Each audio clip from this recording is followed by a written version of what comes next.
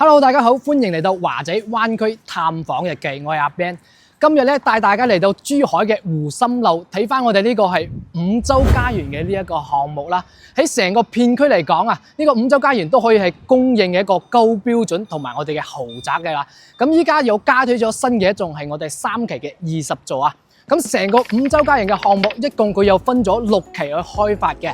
咁咧1、2期已經係全部賣完、發售完嘅啦。依家咧最主要係賣翻我哋3期同埋我哋4期啦。今日嚟睇嘅主要係我哋3期嘅20座，一共咧係有5個單位嘅。2個單位咧係我哋116嘅平方，2個單位係120平方，再加多一個係68平方嘅3房啦。五洲家園嘅特點咧，主要係主打嘅一個高交標啦、高實用同埋地段靚嘅一個標準嘅。咁依家我哋就喺3期嘅大門呢一度啦。咁可以睇到我哋嘅大門成個氣息咧都係一個中式嘅一個風格，配咗2個銅嘅一個大門，銅質感嘅大門，同埋兩邊都有一個迎客松啦。咁佢嘅寓意都係非常之好嘅。正所謂家有迎客松，呢一世都唔使窮啊嘛。望翻我哋門口嘅呢啲街鋪，全部已經係開晒業嘅啦，生活氣息咧都係比較重嘅，都係人來人往同埋車水馬龍嘅一個狀態。成個片區咧都係算比較成熟嘅啦。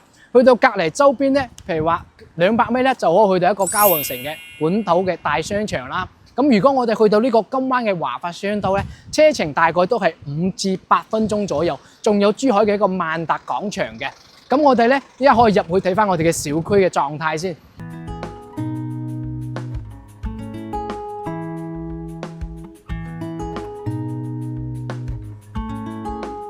依家就上到我哋示範單位啦，係喺28樓嘅啦，頂樓31樓。我哋睇翻呢個68個平方嘅戶型，咁咧係做咗3間房間嘅，相對嚟講都係非常之實用啊。點解咁講咧？嗱，睇翻呢個戶型圖就知啦。呢個藍色嘅部分係喺大廳啦，有一半嘅面積都係全贈送嘅。咁嚟翻呢邊3間房間，橙色嘅飄窗位都係贈送面積嚟㗎啦。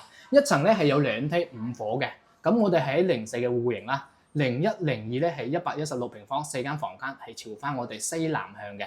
咁我哋03、04、05咧係我哋嘅東北向。咁03、04係120平方。依家我哋睇68房係04嘅呢個戶型嚟㗎啦。嚟到入門呢邊咧，我哋首先睇翻都相當於係獨門獨戶啦，一個裝甲門5合1呢個智能密碼鎖都係交付標準。咁然後再睇翻呢一排嘅鞋櫃啊，68方就咁大嘅鞋櫃一樣係交付標準。都係喺市面上好少見得到嘅。過翻嚟一個 L 型嘅呢個廚房啦，廚房呢啲爐灶啊、灶台、油煙機啊，包括呢個消毒櫃咧，都係用翻呢個方太嘅品牌，都算係國內一線品牌啦。廚房仲帶埋2個明窗啦，咁咧呢個設計都係比較合理同埋好用嘅。過翻嚟我哋大廳位咧，呢個大廳嘅開間係有3.6米嘅，全屋嘅呢個護牆板啊，包括有藝術漆啦、中央空調呢啲都係交付標準嚟嘅。咁我哋呢個東北向嘅呢個陽台望翻出去咧，係我哋一個鹹淡水交界嘅一個湖景嚟嘅。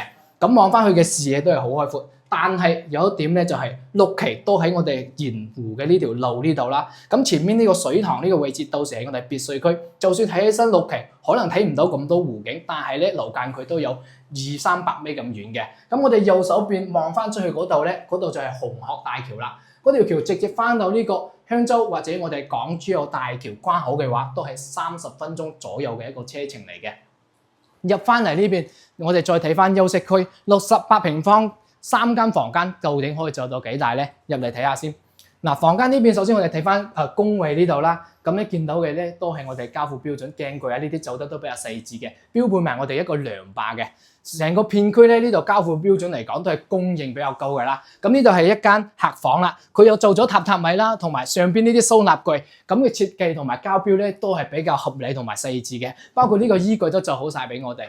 過翻嚟呢度第2間可以作為兒童房，咁呢間兒童房咧個缺點就比較明顯嘅啦。嗱，呢一大大嘅窗位咧，但係會好暗，因為佢係對住呢個天井嘅，採光就爭啲意思啦。不過佢有做咗一個榻榻米啦，大約係1.5米左右。呢啲衣櫃一樣係交付標準嚟嘅，房間啲冷氣都做好晒嘅啦。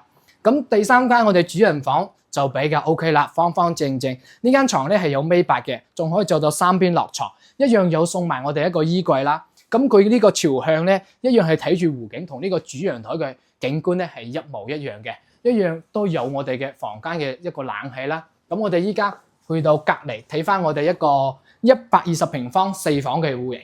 我哋首先睇翻呢個120平方嘅戶型圖先。嗱，一樣嘅，呢度大廳嘅位置咧，藍色部分有半面積都係全贈送嘅，然後4間房間飄窗位橙色面積又係全贈送嘅。佢送嘅面積咧真係非常之多啊，所以嘅話佢可以做到110%嘅使用率嚟講，都係好好用嘅。嗱，入翻嚟玄關位，行到我哋呢一個餐廳位置呢一度對出去，全部都係贈送面積啊！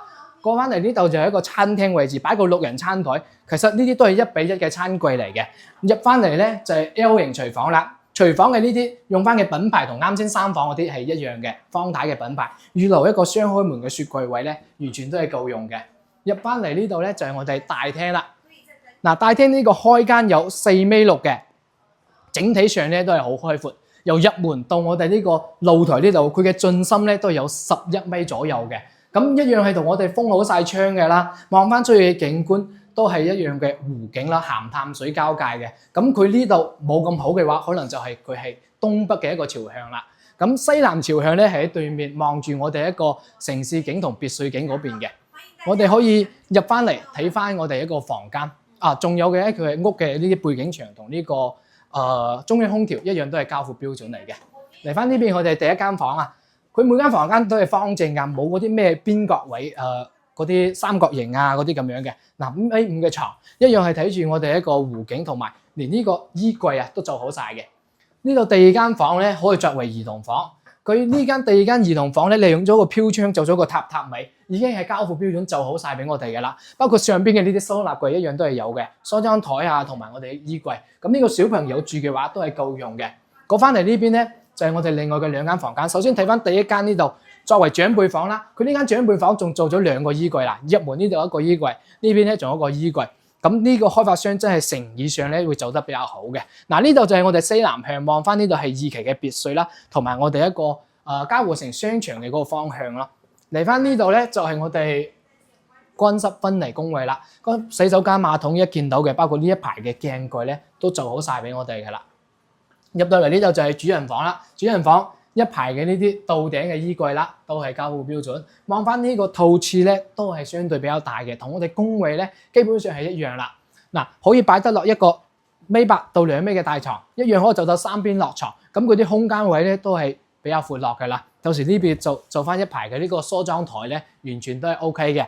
咁望翻出去咧，一樣係我哋嘅湖景啦。呢度就係我哋120平方嘅單位啦。好啦，今期嘅項目2個戶型咧就睇完啦。雖然佢嘅價錢係全個片區嚟講最高嘅，但係睇完佢嘅標準咁高，你覺得值唔值得為佢買單呢？如果咧你有興趣嘅話，可以下方留言。我哋下期再見。